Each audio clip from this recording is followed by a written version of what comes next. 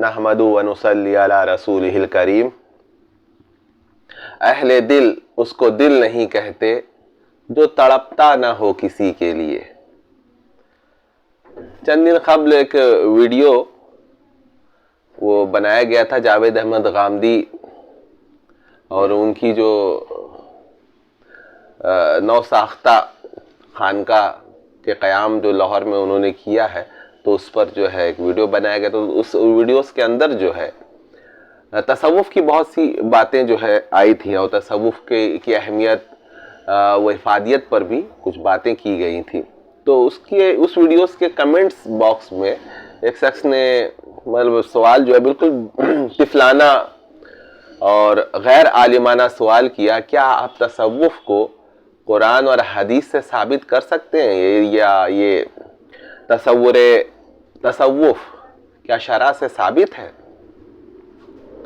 افسوس ہوا کہ بھائی کیسے کیسے لوگ جو ہیں مطلب بے عقلی کے نمونے بنے ہوئے ہیں، کہ جس کی شہادت میں لاکھوں بڑے بڑے علماء موجود ہوں، جس کے معاون اور حامی اور علمبردار بڑے بڑے علماء ظواہر علم فقہ ہے نا، علم تفسیر ہے نا، اور تمام علوم کے ماہرین بھی جو ہے وہ تصوف میں آئے اور یہاں سے بہت کچھ جو ہے انہوں نے وہ حاصل کیا۔ بہت کن کن لوگوں کا میں نام لوں، حضرت شیخ عبد القادر جیلانی علیہ رحمہ، یہ غیر عالم تھے، ان کے پاس علم کچھ نہیں تھا، شریعت کا کچھ علم نہیں تھا، تو پھر یہ تصوف میں کیا کر رہے تھے؟ حضرت شاہ عبد الحق محدث دہلوی، ان کے پاس کچھ علم وغیرہ تھا کہ نہیں؟ آپ نے کچھ پڑھا یا صرف کمنٹ کر دیا؟ ارے بھائی کسی چیز کو اگر آپ علم طب پر تنقید کر رہے ہیں کہ علم طب ثابت ہے کہ نہیں، تو بھائی اسے دو طریقے سے جو یہ ثابت ہو سکتا ہے، یا تو آپ علم طب پڑھیں، اس کے ماہرین کی صحبت میں رہیں بڑے بڑے، یہ تو آپ کو پتہ چل جائے گا کہ علم طب کی جو ہے کیا حقیقت ہے، یا آپ مریض ہو جائیں، مریض بن کے وہاں جائے اور جو اس فن کا جو طبیب جو ہے آپ کا علاج کرے گا، تو آپ کو پتہ چلے گا نہیں بھائی طبیب میں کچھ تو بات ہے۔ تو دونوں چیز سے آپ بے بہرہ ہیں، نہ تصوف میں نہ تصوف کا علم حاصل کیا، نہ اس کی کوئی کتاب پڑھی، لیکن سوال کر دیا کہ تصوف جو ہے یہ قرآن اور حدیث سے ثابت ہے یا نہیں ہے۔ ارے بھائی پڑھتے تصوف کی کتابیں، عوارف المعارف پڑھتے، کشف المحذوب پڑھتے، مکتوبات امام ربانی پڑھتے، حجت اللہ البالغہ پڑھتے، کتنی کتابیں ہیں، مکتوبات صدی پڑھتے۔ یہ سب کتابیں اگر پڑھتے آپ، اور علماء دیوبند نے تو، اور حضرت تھانوی رحمۃ اللہ، حضرت مولانا اشرف علی تھانوی رحمۃ اللہ کی تو پوری تقریریں، خطبات، مکتوبات اور کتنی کتابیں انہوں نے تصوفی کے فن پر جو ہے وہ لکھ ڈالی ہیں۔ اگر آپ اس کو پڑھتے تو یہ سوال کرتے کہ تصوف جو ہے وہ قرآن اور حدیث سے ثابت ہے یا نہیں؟ یہ آپ کا سوال جو ہے، چونکہ وہ مشہور ہے کہ سوال سے آدمی پہچانا جاتا ہے، یہ آپ کا سوال بتا رہا ہے کہ آپ کچھ نہیں جانتے، آپ نے کچھ پڑھا ہی نہیں ہے۔ اگر پڑھتے، کسی فن کو جانتے، تو اس کی تو کتابیں موجود ہیں مارکیٹ میں، اس کو خریدتے، پہلے پڑھتے، غور کرتے، تو پھر کوئی سوال کرتے تو بھائی بات سمجھ میں آتی کہ بھائی یہ تصوف تو انہوں نے پڑھا ہوا ہے، اب تصوف میں اس مسئلے پر یہ پھنس گئے، یا اس پر جو ہے ان کو کچھ ڈاؤٹس ہے، تو پھر اس کو کلیئر کیا جاتا ہے۔ لیکن آپ تو سرے سے جو ہے وہ تصوف کی دلیل مانگ رہے کہ یا قرآن اور حدیث سے ثابت ہے یا نہیں۔ اب اس پر کیا کہا جائے؟ اس بے وقوفی پہ ہنسا جائے، یا کم علمی پر جو ہے وہ رویا جائے؟ علامہ اقبال وہ کیا معمولی شخصیت گزرے، یا آپ ان کو جو ہے جاہل کہیں گے؟ ان کے کتنے اشعار جو ہے تصوف کی حمایت میں اور اس کو ثابت کرنے پر جو ہے نہ کتابوں سے، نہ وعظوں سے، نظر سے پیدا دین ہوتا ہے بزرگوں کی نظر سے پیدا۔ یہ کیا ہے بھائی بزرگوں کی نظر؟ تصوف کیا ہے؟ صحبت ہی تو ہے، صحبت اولیاء کرام، صحبت اٹھانا ہے۔ تو وہ علامہ اقبال اس چیز کو کیسے اس کی تائید کر رہے ہیں اور اس کی حمایت کر رہے ہیں؟ نہ پوچھ ان خرقہ پوشوں کی ارادت ہو تو دیکھ ان کو، ارادت یہ تصوف کی اصطلاح ہے کہ اگر مرید ہونا ہے تو دیکھ ان کو ید بیضا لیے بیٹھے ہیں اپنی آستینوں میں. تو جب آپ آئیں گے اس فن کے ماہرین کے پاس، کامل اور مکمل پیر کے پاس، اور پھر کچھ نہ ہو آپ کے ساتھ، تو پھر آپ کہیے کہ بھائی میں تو رہا ہوں فلاں بزرگ کی صحبت میں لیکن میرے ساتھ تو کچھ نہیں ہوا، مجھے تو کچھ حاصل نہیں ہوا، تو پھر یہ سوال آپ کا بنتا ہے. لیکن نہ آپ کسی ولی اللہ کی صحبت میں بیٹھے، نہ کوئی کتاب پڑھا، اب پھر یہ سوال کیا، یہ تو ٹھیک نہیں ہے. یہ تو علم سے بالکل بے بہرا والا سوال ہے. نہ تخت و تاج میں نہ لشکر و سیاہ میں ہے، جو بات مرد قلندر کی بارگاہ میں ہے. یہ سب اشعار کس طرف جو ہے اشارہ کر رہے ہیں؟ یہ فیضان نظر تھا یا کہ مکتب کی کرامت تھی، سکھائے کس نے اسماعیل کو آداب فرزندی.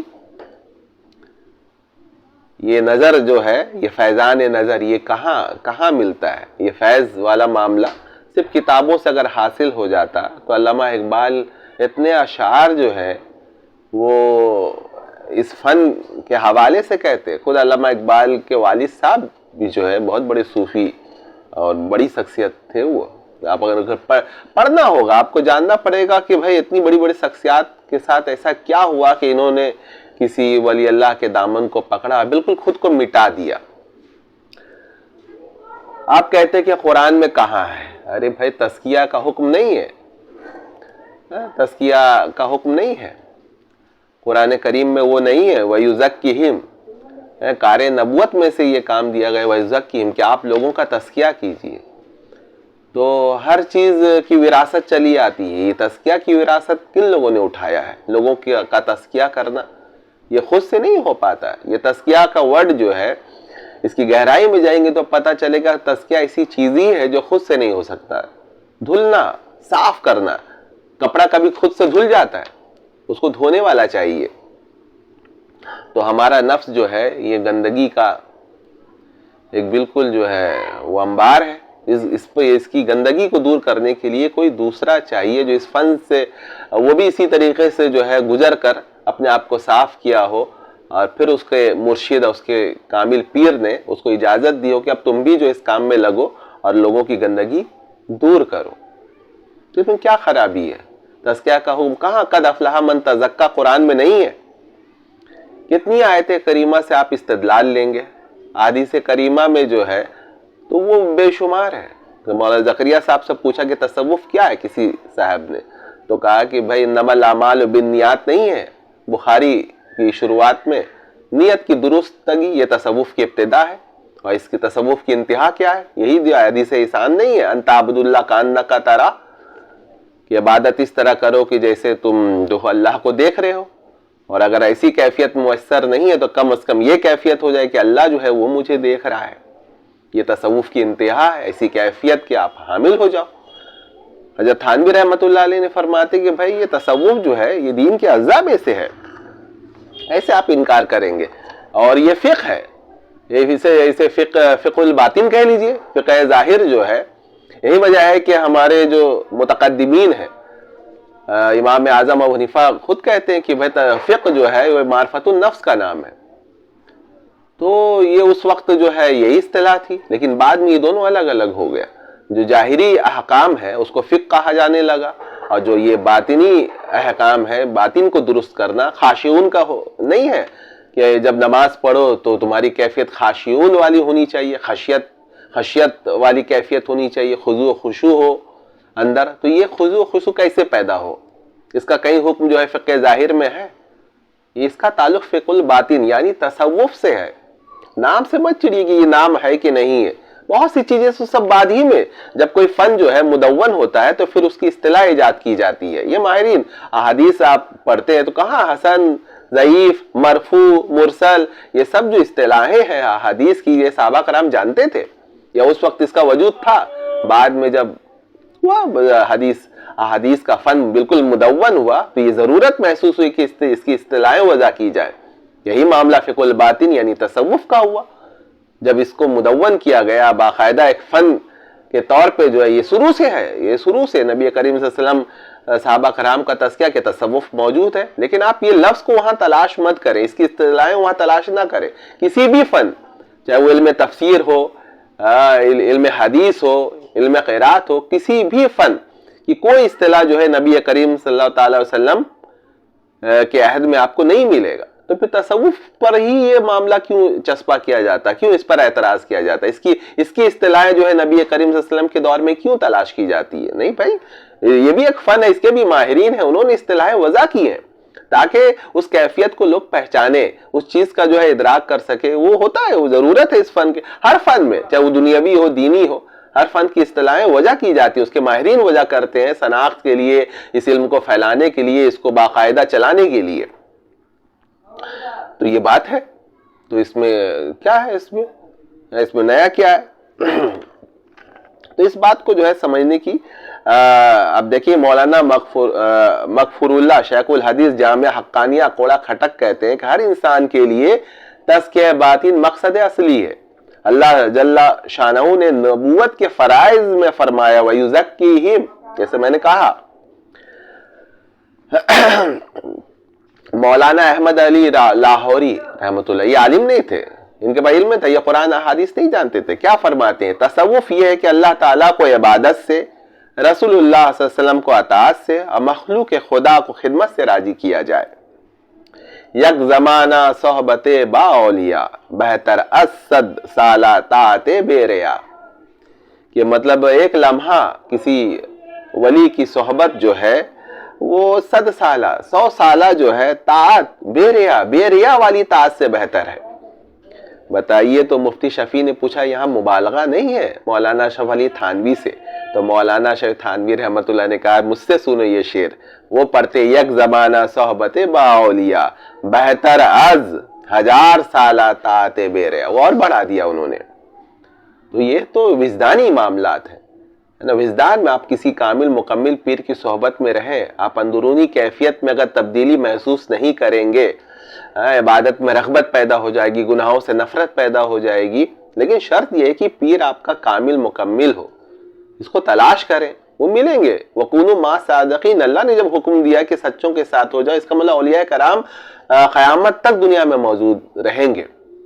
اب بس آپ کی تلاش جو ہے اس میں خلوص ہونا چاہیے. اگر خلوص کے ساتھ آپ تلاش کریں گے تو بالکل آپ صحیح کامل مکمل پیر کے پاس آپ پہنچ جائیں گے. مولانا رومی اور شمس تبریزی، مولانا رومی کتنے بڑے عالم تھے، ان کو پیر کی ضرورت محسوس ہوئی. اور شمس تبریزی کا واقعہ مشہور ہے، اس کو دہرانے سے پھر یہ طویل ویڈیو ہو جائے گا. لیکن وہ کیا فرماتے ہیں مولانا شمس تبریزی کی صحبت میں رہنے کے بعد؟ مولوی ہرگز نہ شد مولائے روم تا غلام شمس تبریزی نہ شد.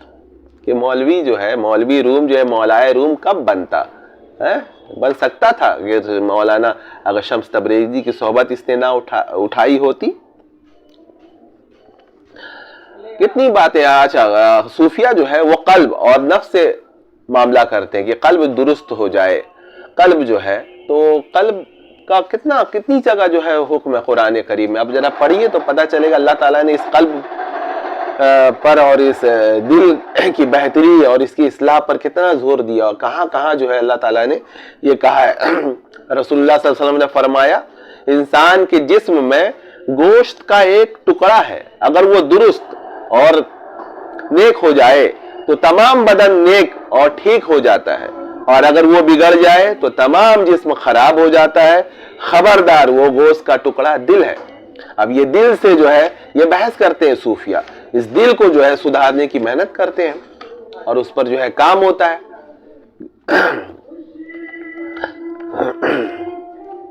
اب دیکھیں کہ صحابہ کرام کو بھی جو ہے یہ مقام و مرتبہ عبادت سے وہ ملا ہے نہیں، وہ صحبت سے ملا ہے، صحبت سے. اب جتنی بھی عبادت کر لیجئے آپ صحابی رسول کے مقام پر نہیں پہنچ سکتے، چونکہ ان کو جو ہے رسول اللہ صلی اللہ علیہ وسلم کی صحبت ملی اور آپ کو نہیں ملی. اسی طریقے سے تابعی ہیں، ان کو صحابہ کی صحبت ملی، پھر تبع تابعی ہیں ان کو جو ہے تابعین کی صحبت ملی. تو یہ سلسلہ ختم تھوڑا ہی ہوا ہے کہ یہ صحبت والا جو علم ہے، یہ علوم سینہ جس کو کہتے ہیں، یہ تو صحبتی سے جو ہے منتقل ہوتا چلا آ رہا ہے، سینہ در سینہ، سینہ در سینہ. وہ ایک علم جو ظاہری تھا وہ کتابوں کے ذریعہ اور علماء کے ذریعہ جو ہے آ رہا ہے، اور ایک صحبت والا علم تھا کہ صحابہ کرام صحبت میں رہ کے جو نور حاصل کیا تھا نبی کریم صلی اللہ علیہ وسلم سے، یہ تو پھر صحبتی سے منتقل ہوتا چلا آ رہا ہے. کیسے آپ اس کا انکار کریں گے؟ یہ انکار اس لیے یہی وجہ ہے کہ دیکھیے گا کہ کوئی مرشد آپ کا ہے تو اس کا رابطہ جو ہے وہ نبی کریم صلی اللہ علیہ وسلم تک وہ گیا ہوا ہو، کہ اس نے وہ بالکل ایک چین سے وہ جڑا ہوا ہو، کہ اس کا کوئی پیر ہو، پھر اس کا کوئی پیر ہو، پھر اس کا پیر ہو، اور یہ سلسلہ جو ہے نبی کریم صلی اللہ تعالی وسلم کی ذات کریم تک جو ہے یہ پہنچے. کیونکہ یہ نور کا معاملہ ہے، یہ نور آپ کے اندر منتقل کرنا ہے. تو یہ بیچ میں اگر کوئی معاملہ منقطع ہو جائے تو پھر کیسی یہ نور جو ہے آپ کو یہ ملے گا؟ اس لیے کوئی ایسا پیر نہیں بن سکتا جس کا کوئی پیر نہ ہو. حکیم اختر صاحب نے کہا کہ ارے بھائی کوئی باپ بن سکتا ہے جس کا کوئی باپ نہ ہو؟ تو ایسے مرشد، تو وہ بات تو اس جاوید احمد غامدی صاحب پر بھی آتا ہے کہ بھائی وہ آپ نے خانقاہ یہ کیا، خانقاہ کا باقاعدہ ایک فن جو ہے وہ یہ ہو وجود میں آ چکا ہے تصوف. تو اس فن سے آپ بالکل الگ ہو کر بغیر وہ سلسلہ کا معاملہ یہ کیے، اور وہ نور کا جو ہم نے وہ کہا کہ آپ کا پیر ہو، کوئی اس کا پیر ہو، پھر وہ اس کے بغیر جو ہے آپ یہ خانقاہ چلانا چاہتے ہیں تو کہاں تک کامیاب ہوں گے؟ کچھ باتیں نا تجربات سے ثابت ہو گئی ہوتی ہیں. تو تجربات سے جو ہے ہمارے علماء بہت لاکھوں کی تعداد میں انہوں نے مطلب اس کو دیکھ لیا ہے کہ یہ بغیر جو ہے صحبت کے اور اس کے یہ چیز چل نہیں سکتا ہے. صرف علمی طور پر دیکھیں جماعت اسلامی نے وہ کتنے لٹریچر جو ہے تزکیہ نفس پر لکھا، لیکن وہ بات نہیں پیدا ہو سکتا ہے جو کسی صوفی کامل میں جو ہے وہ پیدا ہوتا ہے، کہ اس میں کشش پیدا ہو جاتی ہے. حضرت خواجہ معین الدین چشتی اجمیری رحمۃ اللہ علیہ 90 لاکھ لوگ جو ہے تائب ہوئے آپ کے ہاتھ پر، اور ایک کشش محسوس کرتے ہیں. آج بھی دیکھیے کہ حضرت نجام الدین اولیاء رحمۃ اللہ علیہ وفات پائے وہ کتنا 600-700 سال گزر گئے، لیکن ایک کشش ہے. آج بھی آپ وہاں پہ مزار پہ جائیں گے تو آپ عجیب سا ایک فیض، ایک نورانیت اپنے اندر محسوس کریں گے، صفائی محسوس کریں گے. تو یہ سلسلہ نہیں، آج بھی اللہ کے ولی موجود ہیں، ایسے صحبت یافتہ لوگ موجود ہیں کہ آپ چند لمحے بھی ان کی صحبت میں بیٹھ جائیں تو آپ اپنے اندر کا بالکل باطن کو جو ہے بدلا ہوا وہ دیکھیں گے. اور یہ صرف وہ قرآن اور حدیث سے جو ہے استدلال اور اس کی دلیل مانگنا چھوڑے، کیونکہ مجدد صاحب رحمۃ اللہ نے کہا کہ مقلد کو یہ جائز نہیں ہے کہ وہ قرآن اور سنت سے براہ راست جو ہے مسائل اور احکام کا استنباط کرے. اس کے لیے یہی کافی ہے کہ اس کے ماہرین کی طرف رجوع کرے. یہ علماء جو بڑے بڑے جن پر پوری دنیا جو ہے جن کو مانتی ہے کہ یہ علماء ہے اور یہ بہت گہرا علم رکھتے ہیں، ان کو دیکھیں کہ بھائی وہ اس معاملے میں کیا کہتے ہیں. تصوف کا کس نے انکار کیا ہے؟ کسی بڑے کا نام لیجئے، کسی بڑے کا بتائیے کہ جنہوں نے انکار کیا ہو، دلیل دی ہو. نہیں، بڑے بڑے بلکہ یہ تھے کہ منکر تھے شروع میں، لیکن وہ بعد میں وہ اسی کے دام میں آئے اور سمجھ میں آئے کہ نہیں بھائی یہ تو کچھ چیز ہے اور اس کی ضرورت ہے. یہ بہت بڑی چیز ہے کہ انسان کا باطن جو ہے وہ صاف ہو، اس کا نفس کا تزکیہ ہو جائے، اس کے قلب کا تصفیہ ہو جائے، اس کی ضرورت ہے. تقویٰ کا تو حکم اتنی جگہ ہے قرآن کریم میں، تو یہ تقوی تو حاصل کرنے کے لیے یا متقی بنانے کی تو پوری محنت ہے تصوف، اور کیا چیز ہے. آپ اس کو نہ دیکھیں جو بعض غالی اور جعلی صوفیہ جو ہے خانقاہوں میں کر رہے ہیں، بھیڑ بھاڑ اور میلہ ٹھیلا. وہ تصوف نہیں ہے، وہ بگاڑ ہے. جو اصل تصوف ہے اس کی طرف آئیں. اب دیکھیے کہ مولانا شفیع تھانوی رحمۃ اللہ فرماتے ہیں کہ شریعت کے 5 اجزاء ہیں، اس کے بغیر کیسے؟ 5 اجزاء ضروری ہے. وہ کیا؟ عقائد، کہ عقائد جو ہے وہ پہلے درست کریں، عقائد کا معاملہ، پھر عبادات، پھر معاملات، پھر معاشرت، اب 5واں تصوف. اس کو چھوڑ کر آپ کیسے جو ہے وہ مکمل شریعت کے عامل بنیں گے؟ یہ ممکن ہے؟ مولانا شفیع تھانوی جو ہے وہ جاہل تھے، بڑے بڑے علماء جو ہے آپ کے علم کے آگے جو ہے وہ بالکل یہ ہو گئے ہیں، سینہ مطلب ہتھیار ڈال دیا ہے کہ مولانا شفیع تھانوی رحمۃ اللہ علیہ سے حکیم الامت نہیں کہا گیا. ان کی کتابوں کو آپ پڑھیں گے تو پتہ چلے گا کہ واقعی حکمت سے پر ان کی کتابیں ہیں.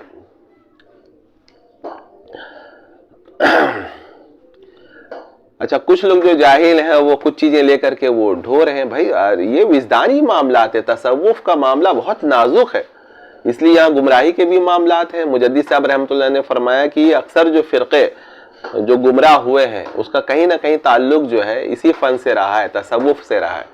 کیونکہ تصوف کا تعلق نہ روحانیت سے وہ جڑا ہوا ہے, اس کا تعلق آسمان سے جڑتا ہے. تو پھر اس میں شیطان بھی اسی طریقہ القاء کرتا ہے اور الہامات کرتا ہے اور لوگوں کو گمراہ کرتا ہے. جو چیز جتنی بڑی ہوتی ہے نا اس کا ڈاکو اور اس کا چور بھی اتنا ہی بڑا آتا ہے. تو تصوف بہت نازک چیز ہے, اس لیے کہتے ہیں کہ کامل پیر کے بغیر جو ہے یہ راہ پہ نہیں آنا چاہیے. کامل پیر اور مکمل اس کو پکڑنا چاہیے, چونکہ جگہ جگہ جب شیطان آپ کو اچکے گا اور گمراہ کرے گا تو یہ پیر آپ کو سنبھالیں گے. تو یہ سب جو چیزیں آپ وہ دیکھتے ہیں کہ بھئی وہ لا الہ الا اللہ کا کلمہ جو چشتی رسول اللہ کا, کہیں پہ جو اشرف علی رسول اللہ کا وہ مذاق اڑایا جا رہا ہے, اور یہ وہ اس کی وجہ یہ ہے کہ وہ تصوف سے بالکل بے بہرا ہیں. جب ان کے ساتھ یہ معاملہ ہوگا نا تو پتہ وہ چل جائے گا کہ بھئی منصور حلاج نے انا الحق کیوں کہا تھا. انسان جب فنا حاصل کرتا ہے تو وہ اپنے اندر کیا کیا محسوس کرتا ہے.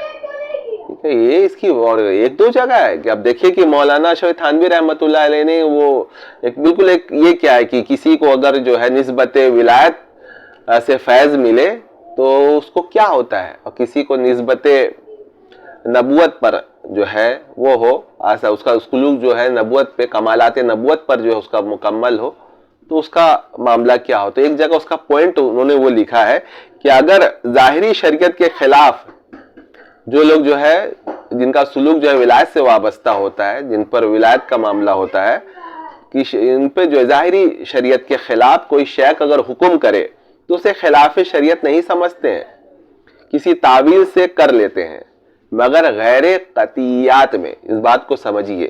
اور جن پر جو ہے کمالات نبوت کا فیض پڑتا ہے تو اس کے بارے میں لکھ رہے ہیں کہ اگر پیر بھی خلاف ظاہر شریعت کوئی حکم کرے تو ان کی مخالفت کرتے ہیں, مگر ادب کے ساتھ. تو اب اگر آپ دیکھ رہے ہیں خواجہ معین الدین چشتیہ رحمۃ اللہ علیہ نے یہ پیر کو یہ حکم دیا تھا کہ کلمہ ایسے کرو, بعد میں اصلاح بھی ہو گئی ہے, وہی درج ہے کہ انہوں نے کہہ دیا نہیں کلمہ تو وہی ہے. تو وہ اس کا پڑھنا اس کا بتا رہا ہے کہ اس پر جو ہے ولایت کا فیض جو ہے وہ جاری ہوا. اب دوسری طرف آپ دیکھیے کہ وہ بھی صوفی ہے, جیسے سید احمد شہید رحمۃ اللہ علیہ نے جب شاہ عبدالعزیز محدث دہلوی رحمۃ اللہ نے کہا کہ بھائی تصور شیخ کرو, تو کہا کہ بھائی تصور شیخ میں تو ہم کو شرک کی بو آتی ہے اور یہ میں نہیں کروں گا, یہ شرع سے کہاں یہ. تو آپ مراقب ہو گئے اور دیکھا تو بولا نہیں, آپ پہ تو کسی اور چیز کا جو ہے وہ یہ ہے. تو آپ کمالات محمدی کمالات نبوت کے جو ہیں اس سے آپ کو فیض پہنچ رہا ہے, تو تصور شیخ کی ضرورت نہیں. تو یہ سب چیزیں ہیں. اب ایک جگہ یہ کہہ رہے آپ کو سمجھ میں آئی یا نہیں آیا کہ دیکھیے کتاب شریعت و طریقہ صفحہ نمبر 44 میں ایک چیز لکھا ہے. آپ کو اس لیے کہہ رہا ہوں کہ یہ کچھ لوگ جو معترض ہوتے ہیں نا ان سب باتوں کو لے کر کے, مرزا انجینئر یہ بات کہہ رہا ہے, اور بھی کچھ لوگ اس کی تائید میں, وہ کامران شہزاد صاحب بھی اس کو لے گئے ہاں وہ صحیح ہے یہ تو بالکل. تو اس کا مطلب ہے کہ آپ بالکل گہرائی سے آپ نا واقف ہے, آپ کو کسی تصوف کسی صوفی کامل کی ہوا بھی نہیں لگی ہے. اگر لگتی تو آپ کو پتہ چلتا کہ بھائی یہاں فنا میں بہت معاملات ہیں, اور یہ ہوتا ہے, اس کا معاملہ ہے کہ بھائی وہ حضرت تھانوی کہتے کہ بھائی انکار کرنے والے نامرد کو کیا پتا چلے کہ لذت جمع میں کیا مزہ ہے. تو جن لوگوں میں نسبت موسوی یا نسبت عیسوی کا غلبہ ہوتا ہے, بعض اوقات وہ لوگ مرتے وقت لا الہ الا اللہ موسیٰ کلیم اللہ اور لا الہ الا اللہ عیسیٰ روح اللہ پڑھنے لگتے ہیں, جن کی حقیقت عوام نہیں سمجھتے. چونکہ حضور اکرم صلی اللہ علیہ وسلم جامع الکمالات ہے, پس اس سے مستفید ہونا اس حیثیت سے ہے کہ وہ دراصل کمال موسوی ہے, بلکہ اس حیثیت سے کہ وہ دراصل کمال محمدی ہے.